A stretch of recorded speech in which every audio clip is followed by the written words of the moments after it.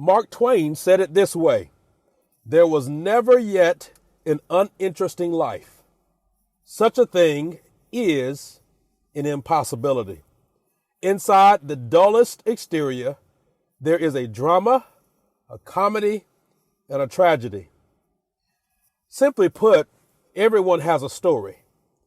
I believe that too many people take theirs for granted.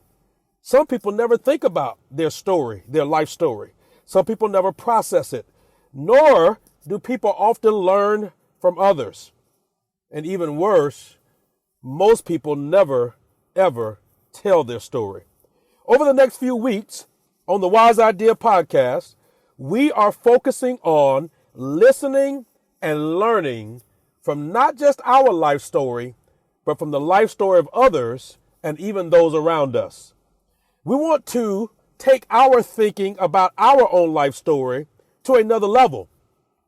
We want to have an appreciation for life in general and our lives in particular. It's hard, to fully appreciate parts of our life story, often while we're in the situations themselves. That's a thing called hindsight. One person said it this way: the historian is a prophet looking backwards. Arthur Conan Doyle of the complete Sherlock Holmes series said it this way: it is easy to be wise after the event. Oh, that's so good. Milan Kundera said it this way: we go through the present blindfolded. Only later, when the blindfold is removed and we examine the past, do we realize what we've been through and understand what it means. So simply put, we're going to evaluate our life stories. I ask you the question today: what is your life story?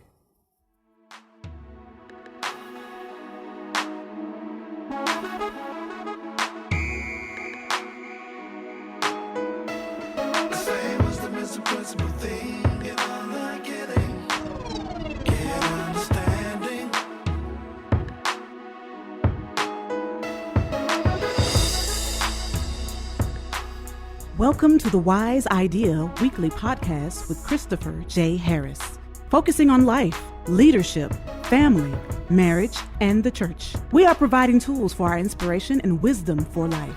Our goal is to inspire everyday people to live wise lives. If you're new to us, we release a brand new podcast weekly on Thursdays. Thank you for tuning in for this week's episode. Here's our host, Christopher J. Harris. Hello, my friends. Welcome again to another episode of the Wise Idea Weekly Podcast with Christopher J. Harris. I am your host, Christopher J. Harris, and I'm so excited to have you all tune back in with us for another conversation, for another episode of the Wise Idea Podcast. This has been an incredible kickoff to our series talking about life stories. If you're new to our broadcast, if you're new to our episodes, let me just say, first of all, thank you for tuning in.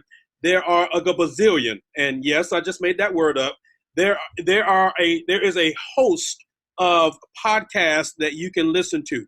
And so the fact that you've tuned in to this podcast is an incredible honor to me. I don't take it lightly, nor do I take it for granted. I recognize that you have a choice. And so if you're still listening, let me say thank you for listening in and tuning in. We generally tune in, or we generally have episodes, and we focus on various ideas, and we talk about those themes over a period of time and kind of go from there. And so we're in this series talking about life stories, where you will get a chance to hear some very unique life stories from people who are doing incredible work at different places and in different ways that I think will totally impress you and totally just give you some insight, even about your own life. And so we're going to jump into that and dig into that today. I've got an incredible guest on with me today who's really family, and I'm going to introduce her in just a moment. But let me just say and give you a personal invitation that you will want to share this episode. You'll want to share this podcast with your friends and your family and others that will benefit from it. I also want to give you a personal invitation that if you will go to iTunes or go to the Google Play Store, wherever you listen to your podcast, please leave a rating and a review. That is one of the ways that we can help promote the podcast and also give people insight. When people go in to see what we're about, they can look at the reviews and get more insight. So thank you in advance for helping us to do that. Well, today on The Wise Idea, I have a long time friend and my little sister really on here with me, but she is absolutely just crushing it now. She is Danielle Allison, Esquire. She is the Chief Executive Officer of Miss JD, and she's going to tell us all about that. We're going to talk about her personal life and her professional life, all of that rolled into one. So everybody, welcome to the podcast, Miss Danielle Allison. What's up, Danielle? Hi, thanks for having me.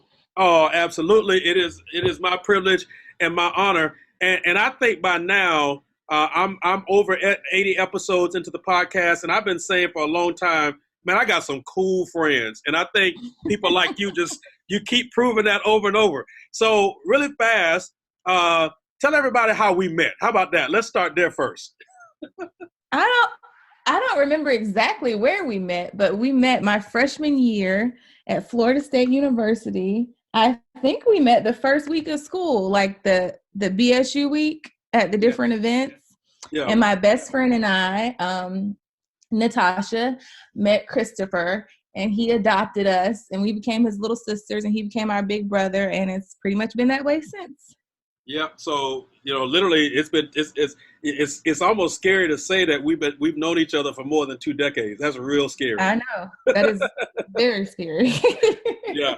But it is, all jokes aside though, it has been an absolute blessing to be friends with someone like you and even others who you meet in college, and all of us are a little green and naive about life and all of that. And then we go and, we're starting our professional lives and starting our families, and to see the things that God has done in your life over the last 15, 20 years has been absolutely amazing. So let's talk a little bit about Miss JD. Let's talk about some of your professional stuff that you got your hands involved in, and then we'll kind of throw in some of the personal life stuff in there, and then kind of dig a little bit further. Okay, so Miss JD is a national nonprofit, and our mission is to promote the success of women law students and women in their early stages of their careers.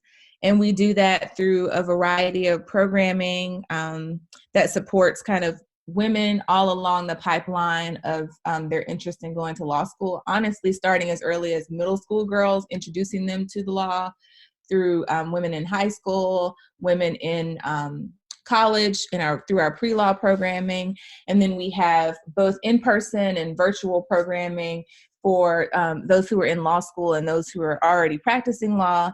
And the goal is to basically provide whatever resources we can to drive them towards a career in law and support them in that career. And prior to me becoming CEO of Miss JD, I was actually a practicing attorney myself. So I practiced a variety of commercial business litigation in Atlanta for about 6.5 years before, I guess we'll get into these life changes, but before life happened, and I found myself in a different place. And so I kind of took a nonprofit angle supporting the profession that I am a part of, as opposed to practicing a traditional sense within it. Now, what kind of law were you involved in specifically? I was a litigator at a large law firm in Atlanta, and doing a variety of litigation, most of the time on behalf of large corporations. Also did some special education work on behalf of the school district. I dabbled in securities arbitration for a season. So it's best to say just kind of a general litigator. Now help us commoners understand what litigation means. What is that term? Litigation are the people who go to court and argue about things in the court of law. You're good at that. So as opposed to a more of a transactional lawyer would be a lawyer who negotiates contracts and deals, mergers, acquisitions, those sorts of things are more in the transactional space. When those agreements go awry, then it transitions to the litigation space. So. Well, you've been debating and defending and arguing points since I met you from day one. So listen, I know that you're probably excelling in that, like hands down. So without making any assumptions, the legal profession and the work that Miss JD does, tell us why there's even a need for having an organization like a Miss JD. Well, the need is probably apparent to anyone who's ever walked into a law firm, or if you have a woman that you know who's practiced law. While they're about law school graduating classes are almost kind of equal at this point in terms of men and women in the graduating class. When you look at law firms and the partnership, lawyers at the partnership level, lawyers in the managing partner space, and then if you transition over to corporations and you look at who's holding the majority of general counsel positions, it's still predominantly male. And there's certainly documented, well-researched periods of time when, even though women start in the profession, they end up leaving the profession for various reasons and going into different careers.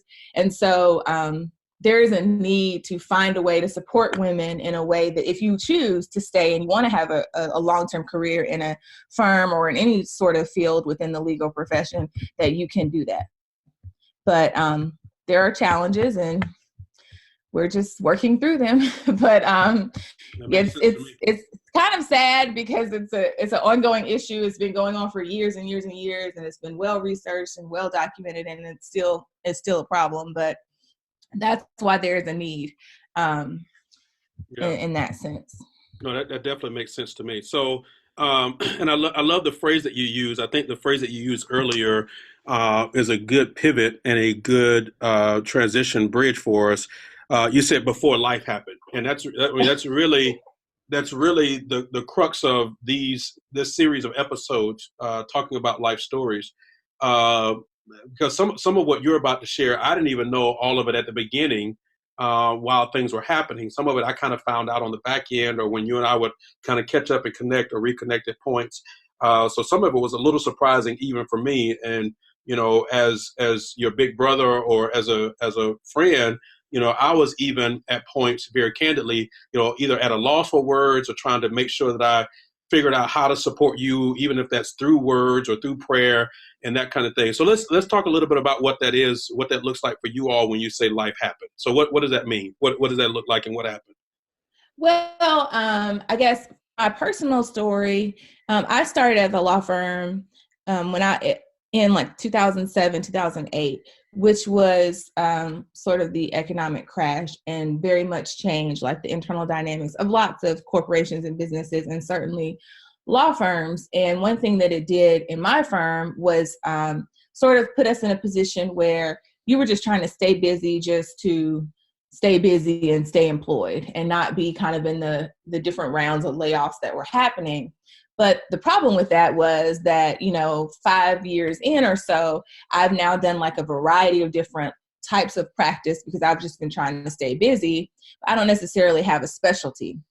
But now I'm at an age, and by age, I mean a practicing age, where my rate's much higher and it's expected that I have a specialty.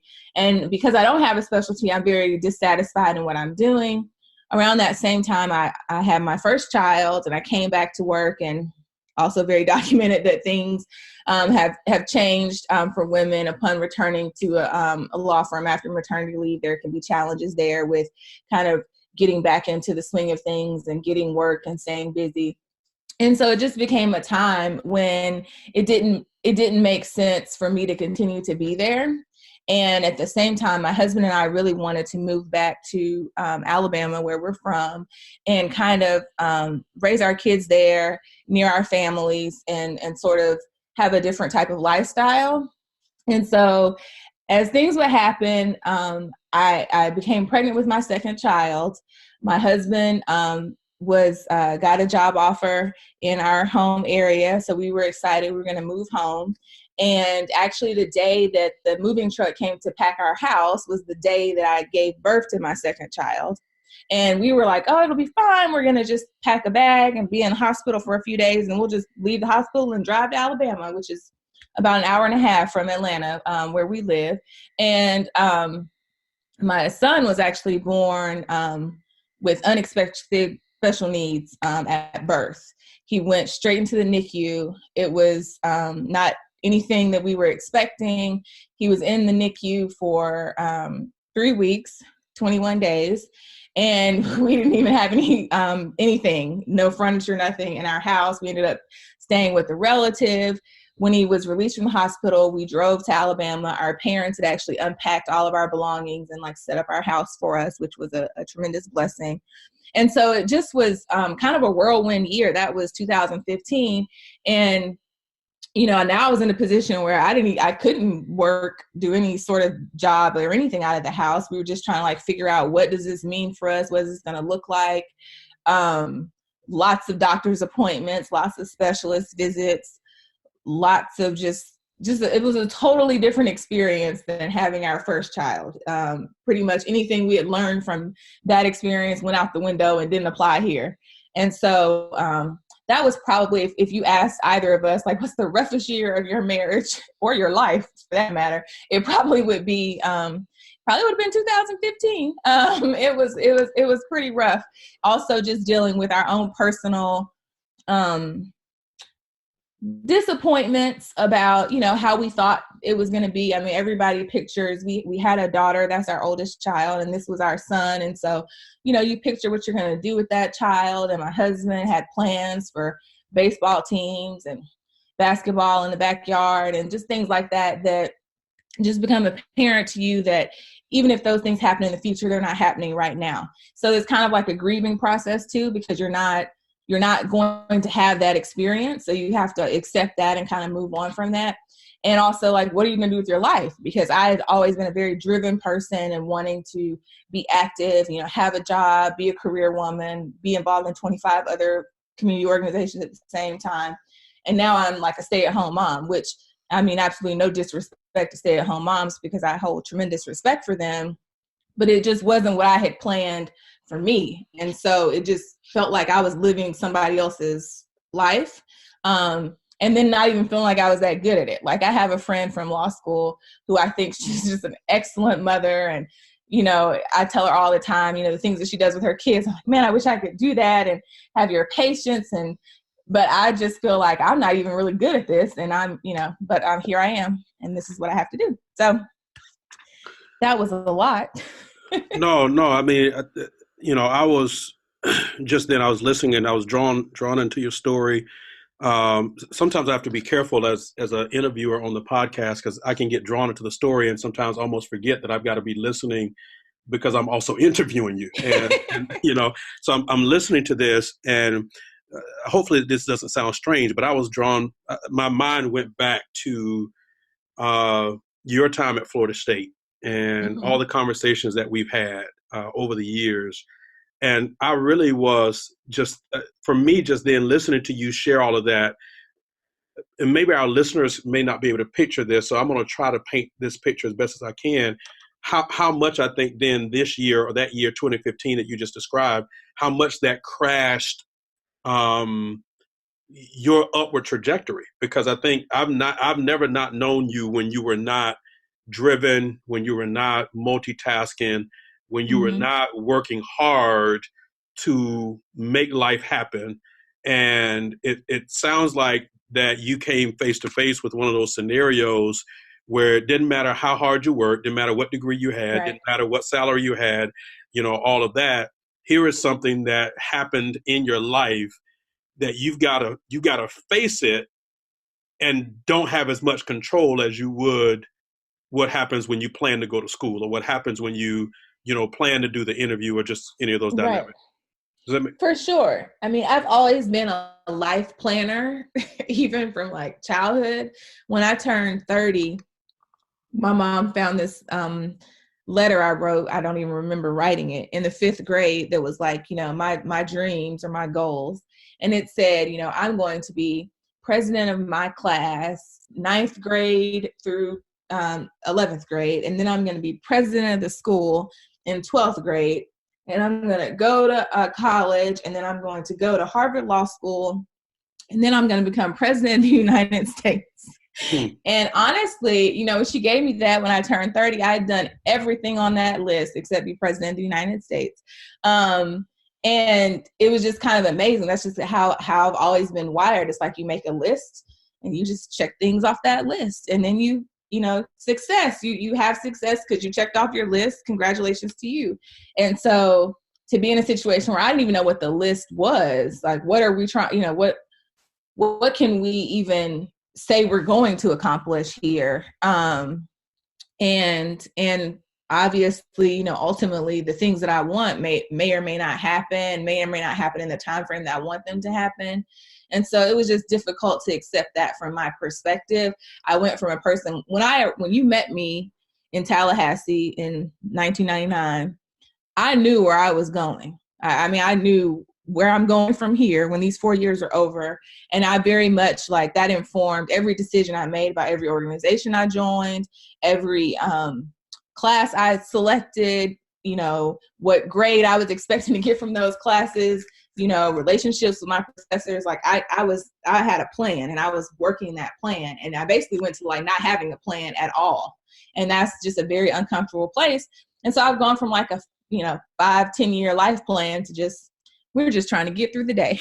I was just about to say, you probably were just now like, Lord, I made it to 12 noon. Lord, help me to make it to 5 p.m. We're just trying to get through the day. I'm just like, there's some complications coming on Friday, but we're just going to worry about Friday when Friday gets here. Today is Wednesday. You know, that's how I have to process things now so I don't get overwhelmed and anxious and stressed out about every little thing.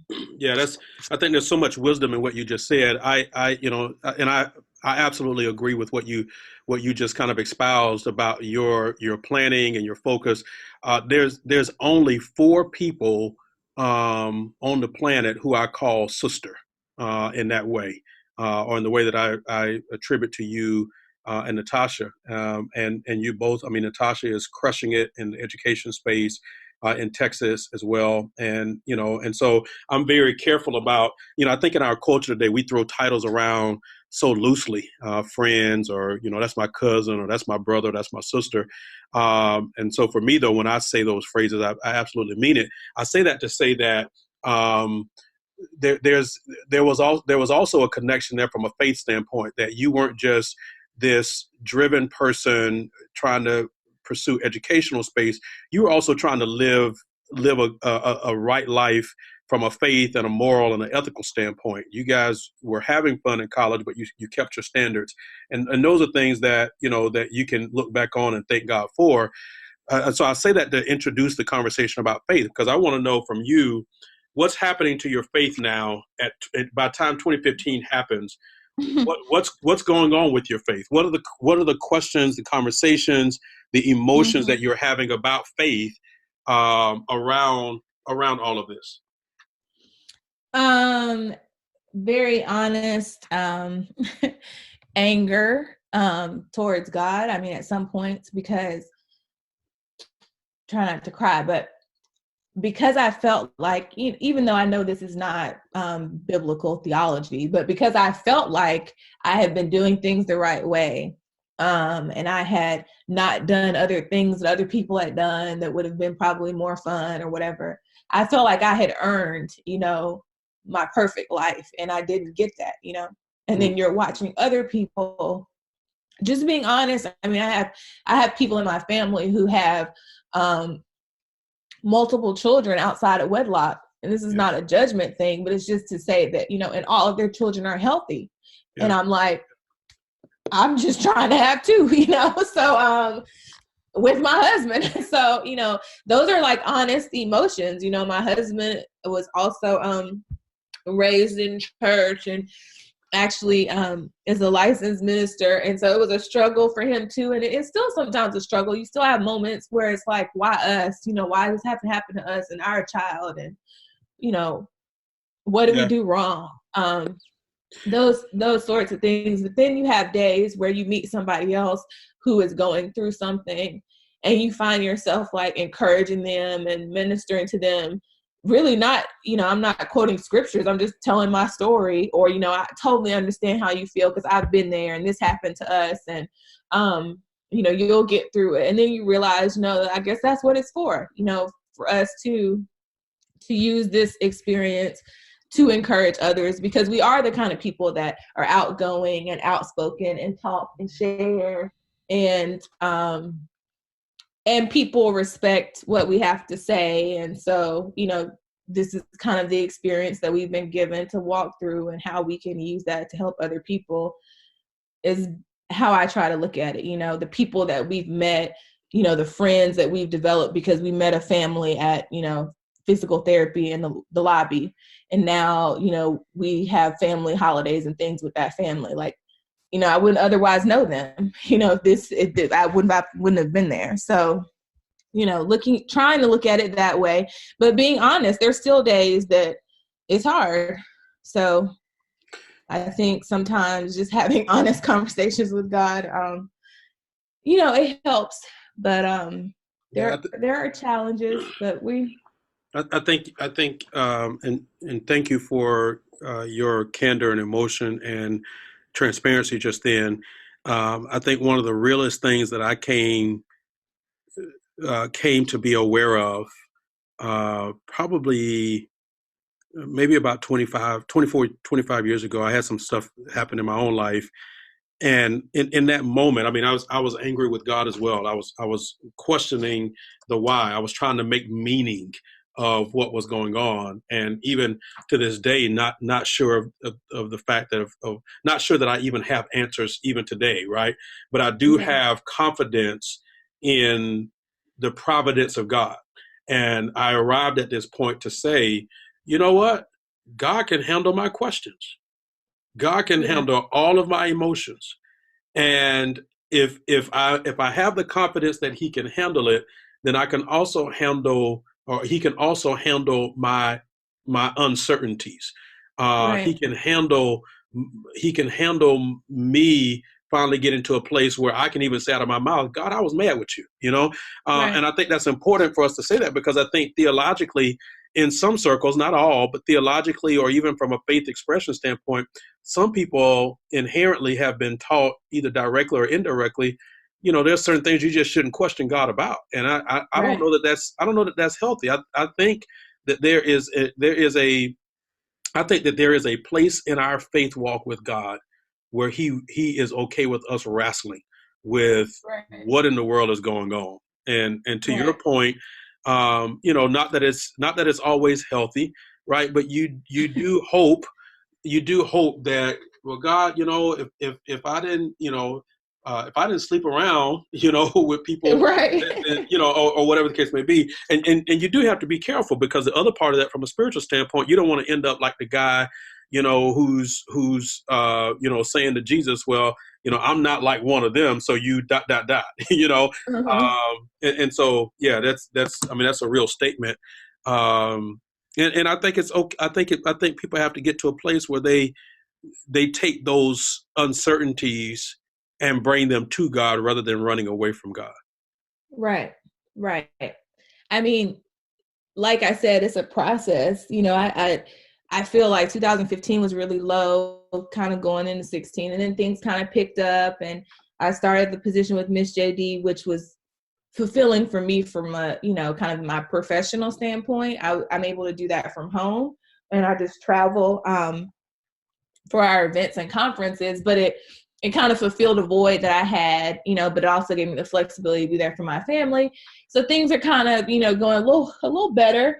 And then we were trying to conceive our third child, and I got pregnant, and then I had a miscarriage. And that was, I was really pissed then because I felt like, really? Like the last pregnancy, how that turned out? Like, this is what we get for the third time? And so that was extremely difficult,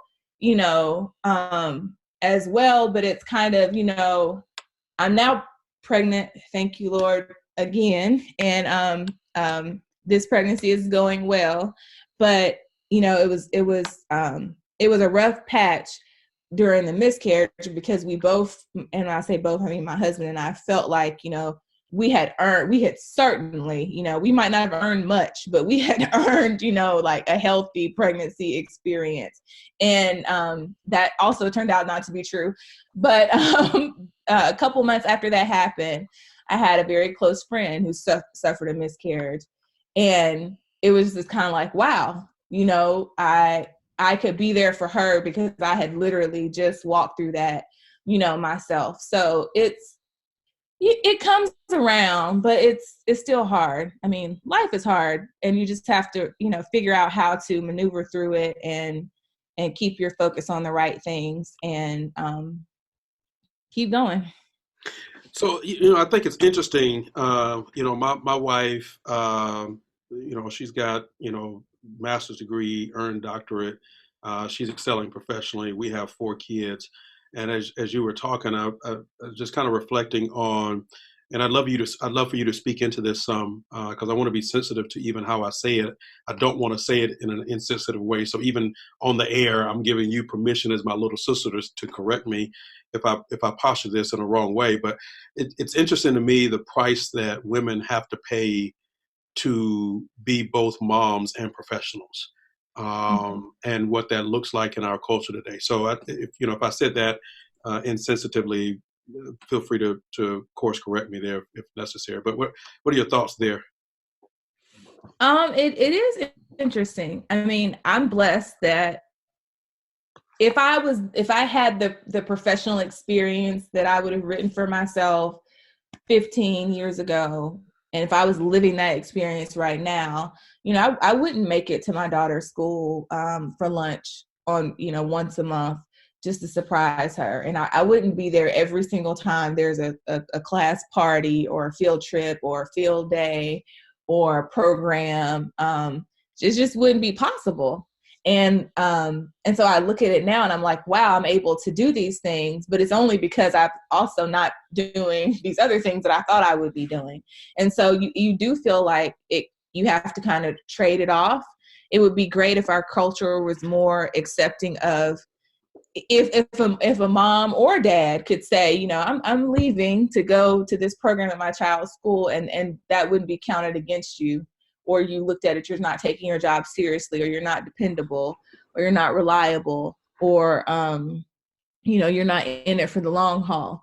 Because you are. Because one thing I'll say about women and moms is they can juggle things better than most, and they can multitask better than most people, and they can, they're certainly very resilient because you have to be. You might have a child puking on the floor and a child that has a baseball game in 10 minutes, and that's just, you got to keep it moving, and that's what they do all the time. And the fact that sometimes it's not seen how that can translate over into tremendous professional capabilities is disappointing, and hopefully something that will change.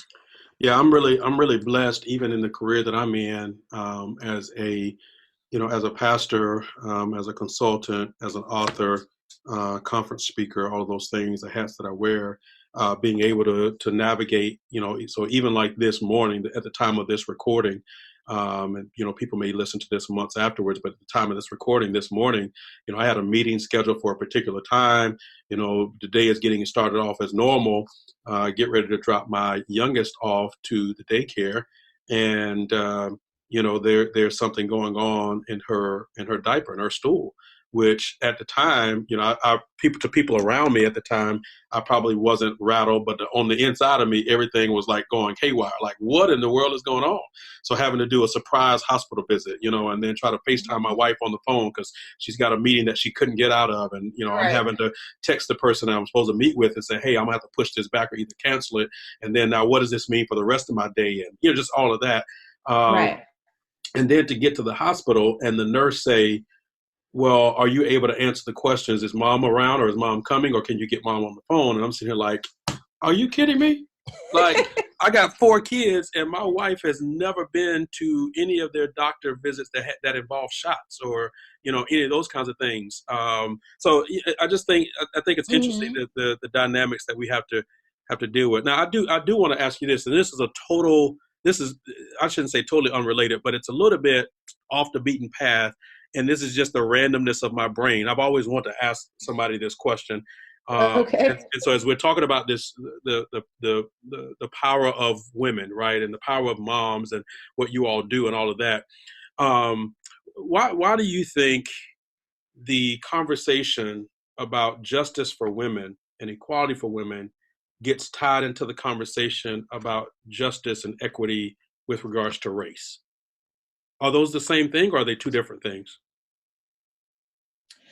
I think, well, equality is equality, right? I think for everybody. I think your individual experience in terms of experiencing inequality can certainly be informed by lots of factors. And those factors can, just as much as they can include your socioeconomic level, they can include your gender, they can include your race, your sexual orientation, your disability or ability, or your perceived, I should say, disabilities or abilities. And so I think that they're certainly not.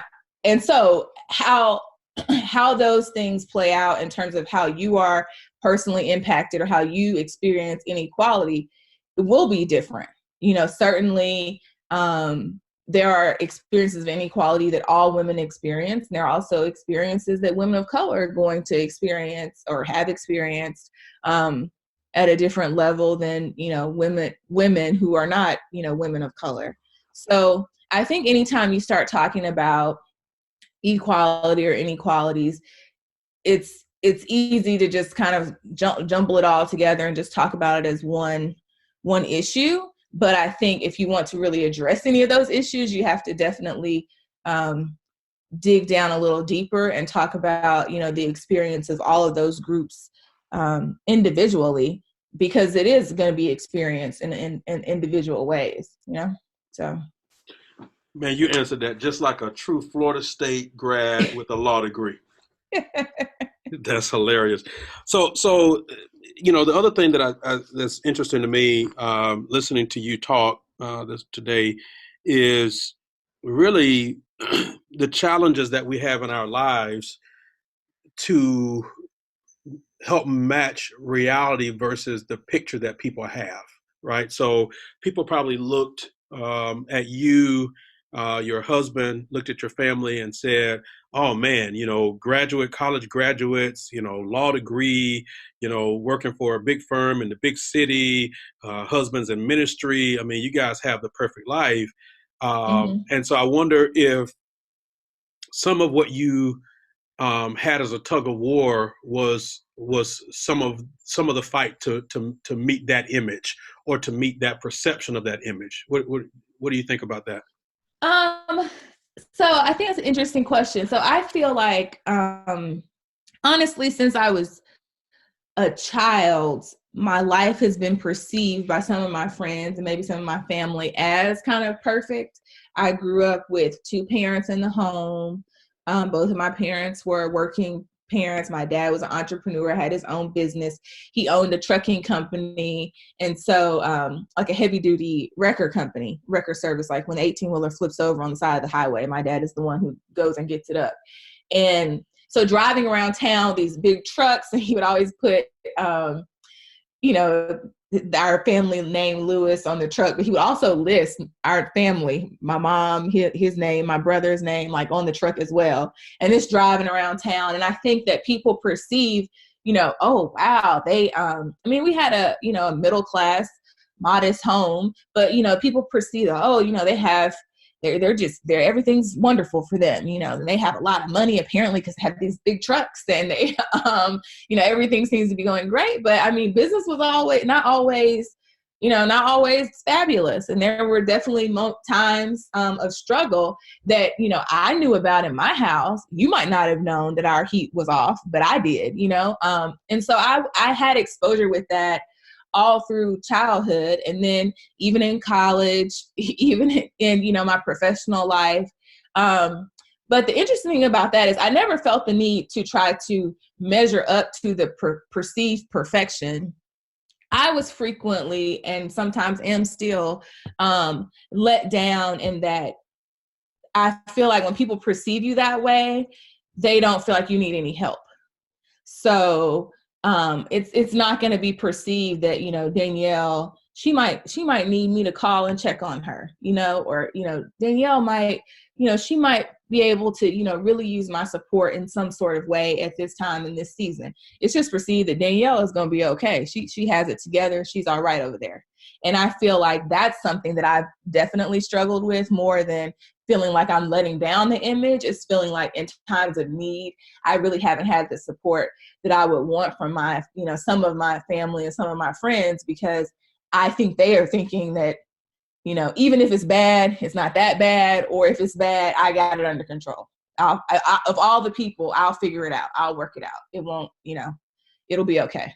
So, I think that's good and insightful in that, for me, there have been times in my life where working towards a solution to a problem sometimes involved me getting over my own self and the perception of what I felt like should have happened. So, you have to wrestle with that and then kind of deal with that. So you talked about, your marriage and you are obviously really just having to make the decision that as a couple, you're going to fight through this together and not allow this to tear you apart. You talked through the very real and raw emotions and the grieving process, the tears and the roller coaster that you were on and at points still are on. You talked about what happened to your faith and still having to navigate that whole, dynamic. And all of this is while you're still having to go into boardrooms and advocate for, the law profession and women in law and do presentations and travel and all of that, and still be involved in your local church, and all of that. At the same time, let's not dismiss the fact that you've got an older child that right. is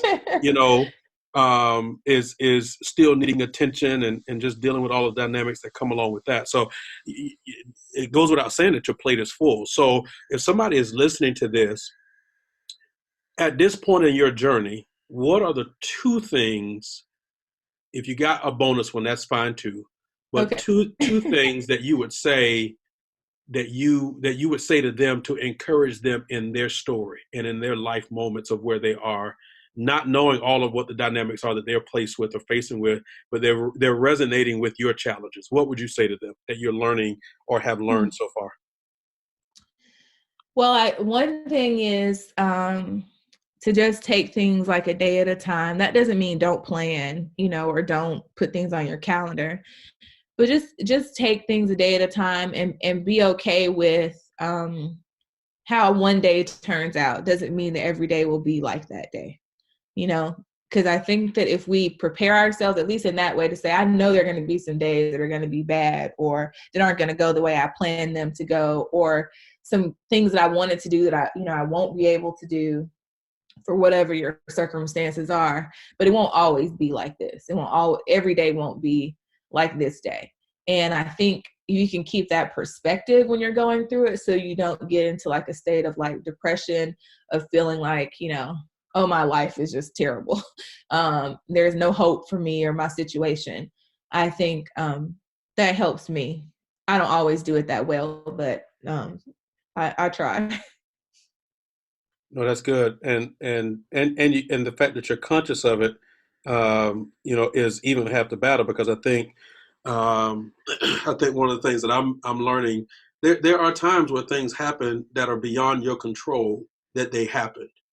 The right. control that you have is how you choose to respond to it, engage your faith, not lose hope, not lose perspective, et cetera, through the process. So that's very helpful, and I appreciate you sharing that today.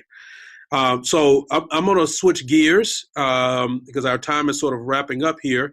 I'm going to switch gears, and we're going to do some quick fire questions here that I give to all of my guests that come on the podcast. But before I do that, I want to give you, final your closing arguments, counselor. If there's anything else that you had on your heart that you wanted to share, that you feel led to share before we shift gears, I'll give you space to do that really quickly. If you don't have anything else. I certainly didn't have anything prepared to say. I guess the only thing I would say is just, I feel everybody has a a unique experience and a unique story. And society definitely puts lots of images in front of us, and social media, it makes it very easy to compare and contrast what you perceive someone else's story to be with what, your reality is. And putting aside, that lots of those images are fake and false, even putting that aside, just being comfortable in that, whatever you have going on is special and it's unique and it was designed just for you, and to just enjoy walking through that and enjoying that and trying, and don't let someone else's experience diminish, how you appreciate your own. So that's so good. That's my closing argument. Hey, listen, the jury's going to be dismissed now. We'll see what happens. Oh, okay. Let me know.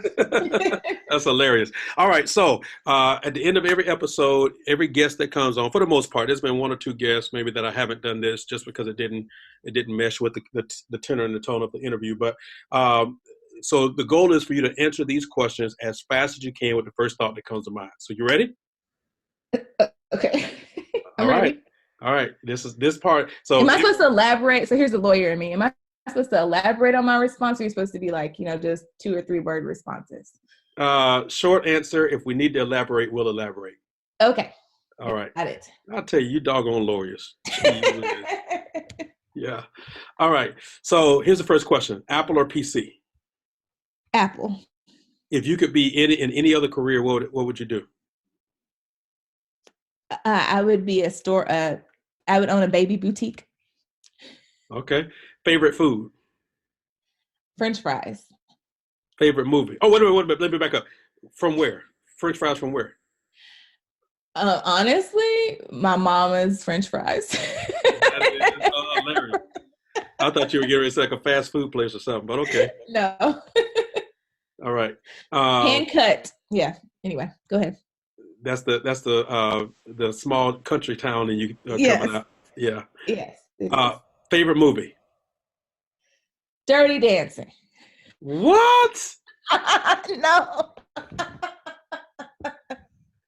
I'm almost even scared to ask you to elaborate. You told me I couldn't elaborate. If you would allow me to elaborate, I would say depending on my mood, and I would have given you a couple other options for different moods. But if you make me pick one, right, longest running. Yeah. We're going to have to talk offline because that just floored me. Okay. That's hilarious. All right. Favorite TV show? Cosby Show. Favorite quote? Maya Angelou. It does, people won't remember what you said or what you did, but they'll remember how you made them feel. That's a paraphrase, but yeah. No, that's good. That was a good paraphrase. Okay. Top 3 items on your bucket list.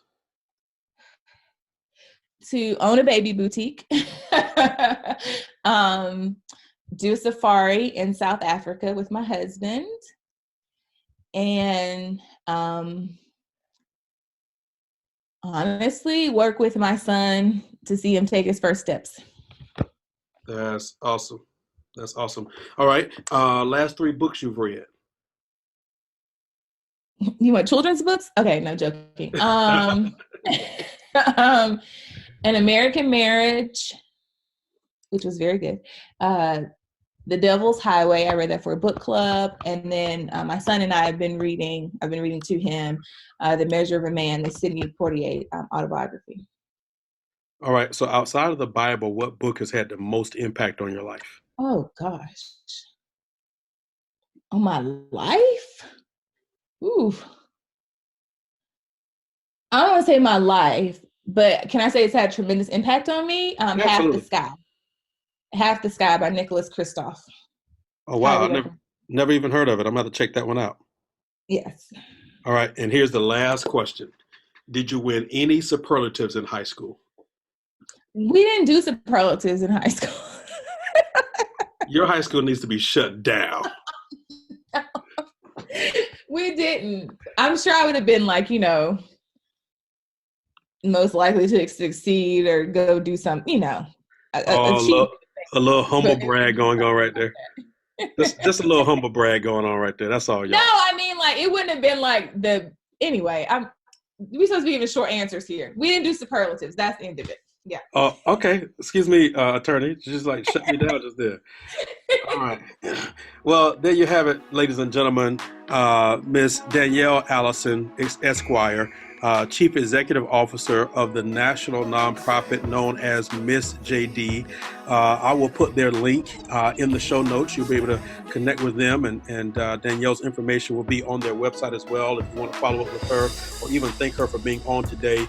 And we'll make that really easy for you guys to connect with that. Danielle, thank you so much for your transparency, your honesty today. It has been absolutely inspiring. It has been motivating. It has been gripping. It has been engaging. But most of all, I think you've given some people some wise ideas today, and so I'm honored to have you on. I keep saying I got cool friends, and today has proven that all over again. So those of you that have been listening today, thank you so much for listening in to the Wise Idea Podcast. Thank you for sharing us on social media. Those of you that are on Facebook, Instagram, and Twitter, thank you so much for being a part of this. You know that our goal is to provide tools and strategies for hearts to live inspired and for heads to live wise. Our announcer is going to come, share some more details with you of how you can connect with us and how you can join our tribe and be a part of what we're doing. You know how I end every single broadcast. Let me say thank you again for tuning in, and I want to challenge and encourage you to live wisely. Thanks again for joining us on another episode of the Wise Idea Podcast with Christopher J. Harris. We hope you enjoyed our time together. If you did and would like additional resources and information, you can find the previous episodes, show notes, featured guest information, and more at www.thewise-ideapodcast.com. We also invite you to join the conversation on social media. The Wise Idea Podcast is on Twitter and Facebook. Find us at The Wise Idea and at our Facebook group, The Wise Idea Podcast. On Instagram, find us at The Wise Idea Podcast. Our host is also on social media. You can find him regularly on Twitter, Facebook, Instagram, LinkedIn, and Pinterest, all located at CJ Harris 1. Finally, if you enjoyed what you've heard, head over to iTunes and or Google Play and leave a rating and review for other listeners to find us. Our podcast is also on Stitcher, TuneIn, Spotify, and iHeartRadio. Thanks again for joining us. We will see you the next time. Live wisely.